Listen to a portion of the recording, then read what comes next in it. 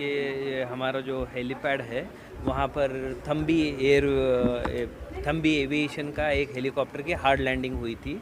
Hard landing का मतलब ये होता है कि जनरली वो आपके टेल विंड के चलते और बाकी जैसे जो हेलीकॉप्टर उतरता है तो वो थंप के साथ उतरता है, तो वो उस तरीके से उसकी भी हेलीकॉप्टर की लैंडिंग हुई थी और उसके चलते वो फिर बाउंस बैक होते हुए हवा में उसने एक ये कराते हुए फिर से वो उसकी सेफ़ लैंडिंग हो गई थी।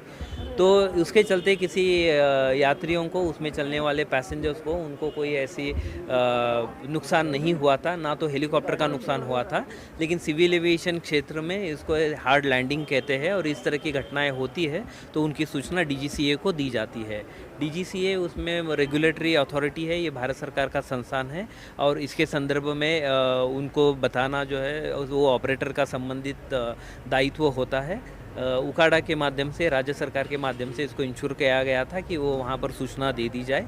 उस सूचना को प्राप्त होने के बाद डीजीसीए उसमें इन्वेस्टिगेशन कर दे रहा है और डीजीसीए से 2 एडवाइज़री जारी हुई है। एक एडवाइज़री ऑपरेटर्स के लिए भी जारी हुई है, साथ ही में एक एडवाइज़री हमारे सिविल एविएशन डिपार्टमेंट के लिए भी जारी हुई है कि इस तरह के ऑपरेशंस में इस तरह की पुनरावृत्ति न हो, इसलिए क्या हम लोगों को प्रिकॉशन लेने चाहिए।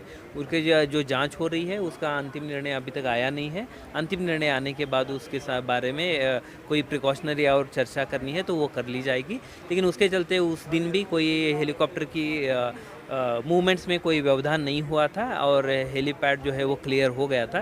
लेकिन हमें चाहिए कि इस तरीके के हादसे ना हो और इसके लिए हम हमारे स्तर से भी सभी सिविल एविएशन की जो कंपनियां ऑपरेट कर रही है उनको हम लोग समय समय पर गाइड करते रहते हैं, उनका हम लोग मॉनिटरिंग करते हैं।